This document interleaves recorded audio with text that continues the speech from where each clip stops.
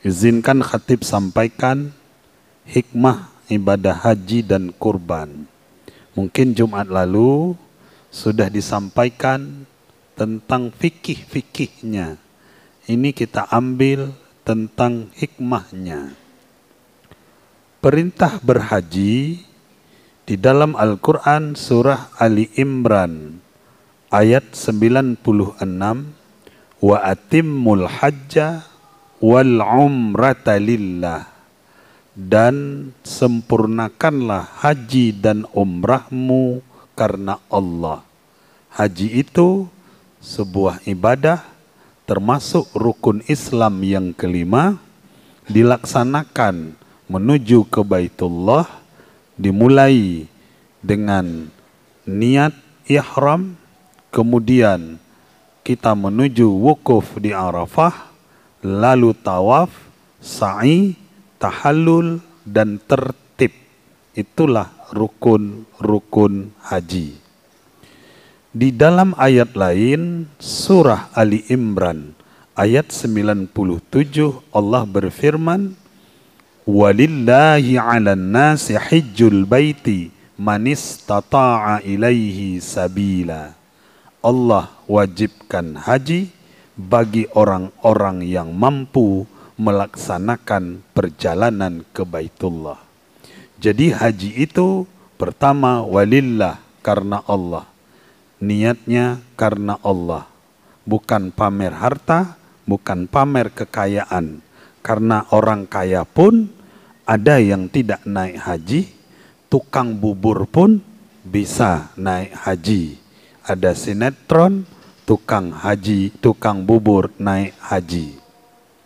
Sidang jamaah yang mulia, kami ingin menyampaikan apa hikmah orang naik haji. Apa untungnya orang naik haji? Satu, kita mundur ke Ali Imran 96, ayat yang khatib bacakan tadi. Inna awwala baiti wudi'a lin-nasi lalladzi bi Bakkata mubarakan. Sesungguhnya rumah ibadah yang didirikan pertama sekali di muka bumi ini adalah Baitullah yang ada di Bakkah, wa mubarakan, dan penuh keberkahan. Jadi orang naik haji itu pertama berkah. Berkah umurnya dalam hidup, karena haji itu paling kuat sekali seumur hidup. Kalau puasa tiap tahun, kalau salat 5 waktu sehari semalam, kalau zakat tiap tahun, kalau kurban insya Allah mampu tiap tahun. Tapi haji mampu uang, sekarang mendaftar 34 tahun antrinya. Kita ada umur 60 tahun, sekarang mendaftar tambah 34. Jadi kita berumur 94 tahun baru berangkat. Nah, jadi intinya haji itu antrinya sekarang panjang sekali sampai 34 tahun. Maka orang yang naik haji itu berkah. Berkah rezekinya. Ada orang banyak rezeki. Apa dia jawab? Kalau daftar, Pak. Ana panggilan lom. Pu daftar-daftar. Dia menjawab sambil marah. Padahal uangnya banyak, tapi belum ada keberkahan di dalam hidup dari rezeki itu. Yang kedua, jadi sambungan ayat tadi, wahudal lil alamin, petunjuk bagi seluruh alam. Orang yang naik haji itu dapat petunjuk. Tidak semua orang dipanggil. Di hari Arafah itu, tidak semua orang di seluruh dunia, ada 2,1 miliar, cuman 2 atau 3 juta yang hadir di Arafah. Itu pilihan Allah, itu mendapat petunjuk. Jadi ada orang yang menjawab, hana petunjuk lom. Nah daftar Pak, hana panggilan lom. Padahal panggilan azan itu menuju kepada panggilan haji. Orang yang selalu salat, dia rindu Baitullah. Karena waktu salat terbayang dia Ka'bah.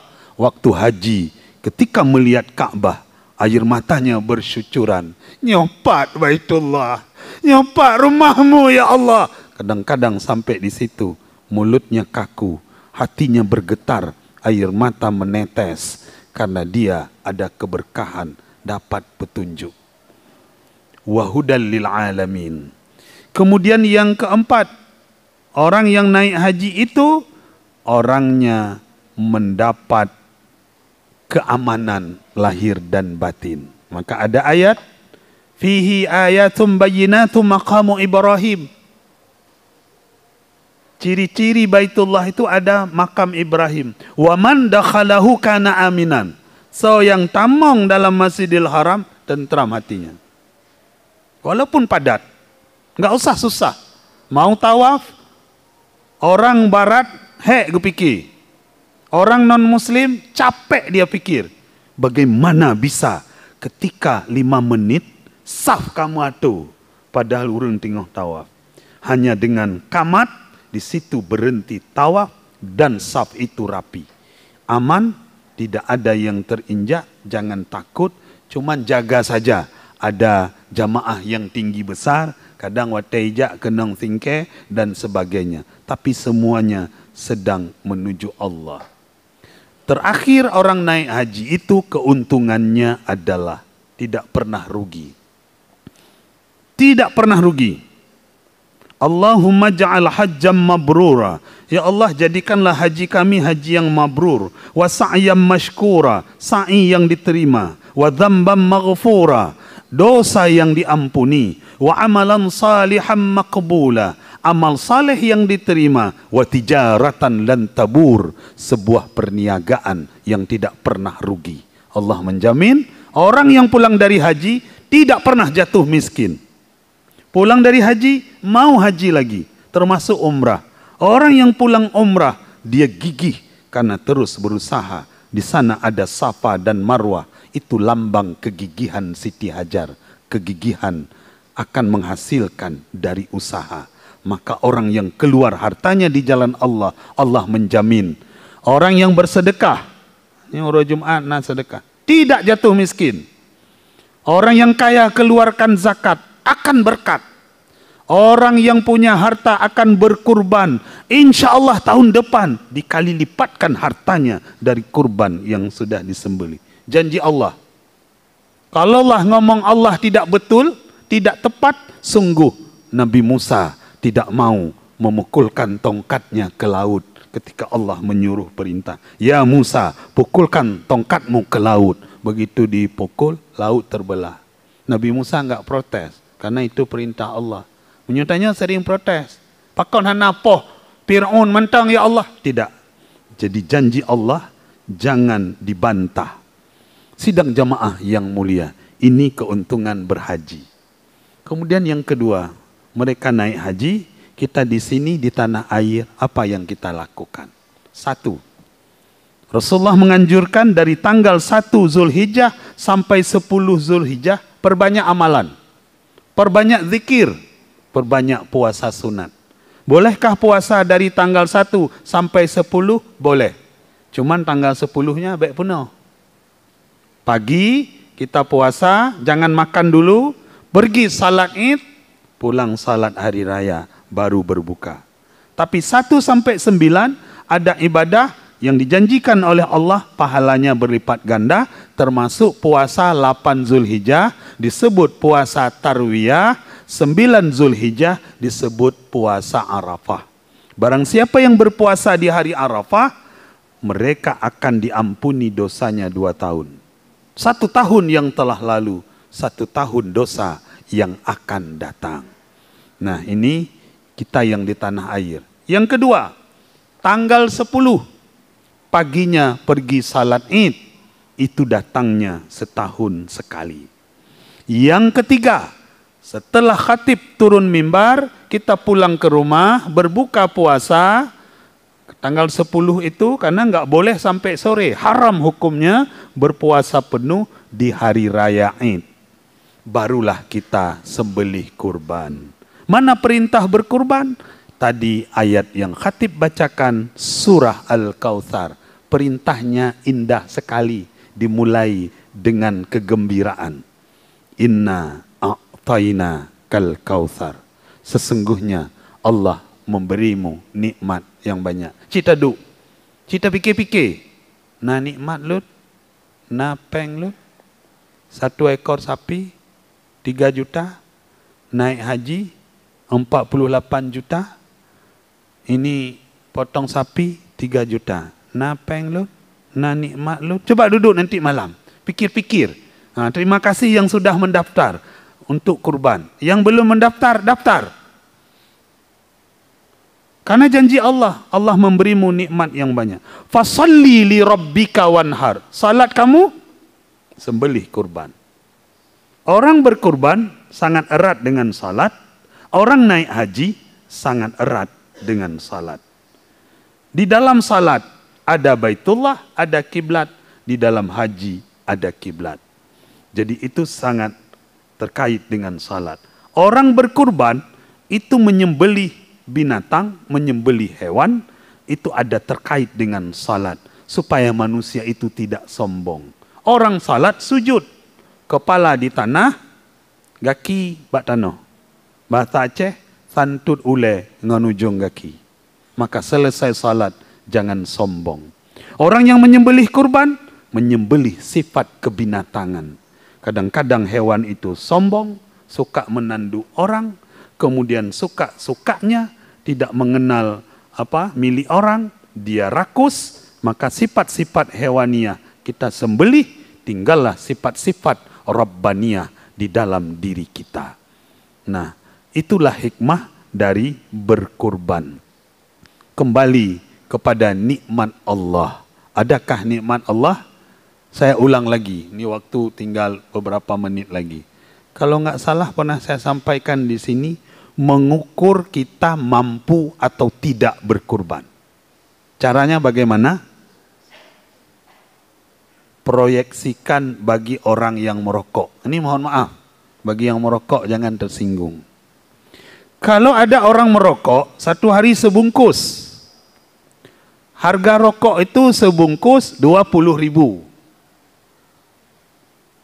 Habis sebungkus 20.000 1 hari, habis. Ada yang 2 bungkus. Ini tak cok tambah bungkus. 15.000. Sebulan 30 hari. 30 kali 15.000, 450.000 sebulan. Setahun 450.000, setahun ada 12 bulan. Cok 30 bulan lah. 4.500 kali 10, 4.500.000. Tambah 900.000, jadi 5.400.000.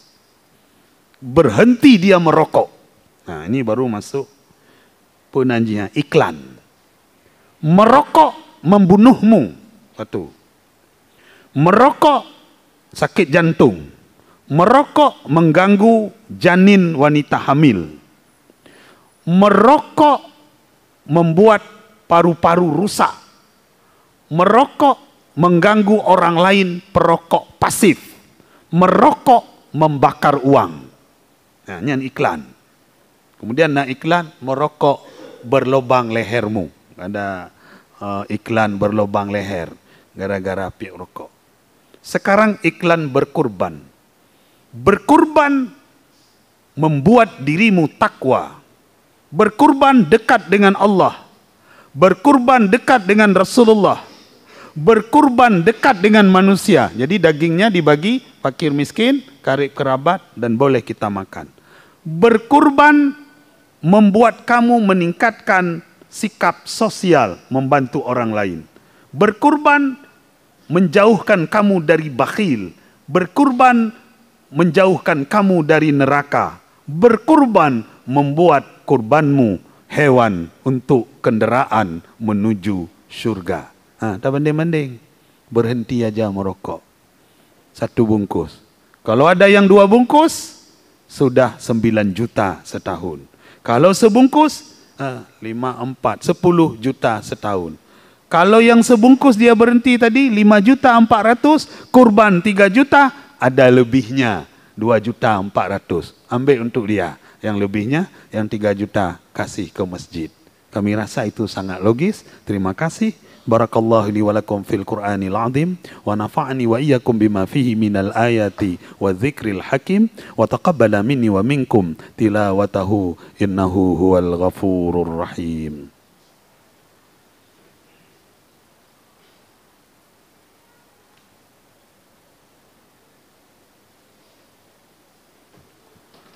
Alhamdulillahi hamdan katsiran kama amar. Wassalatu wassalamu ala sayyidil jinni wal bashar wa ala alihi wa ashabihi masabihul ghurar. Ashhadu an la ilaha illallah wahdahu la syarika lah wa ashhadu anna Muhammadan abduhu wa rasuluh. Allahumma fasalli wa sallim ala hadzal nabiyil karim Muhammad wa ala alihi wa ashabihi ajma'in. Amma ba'du fa ya ibadallah ittaqullaha haqqa tuqatih ولا تموتن إلا وأنتم مسلمون. قال الله تعالى في القرآن الكريم أعوذ بالله من الشيطان الرجيم الذي خلق الموت والحياة ليبلوكم أيكم أحسن عملا وهو العزيز الغفور.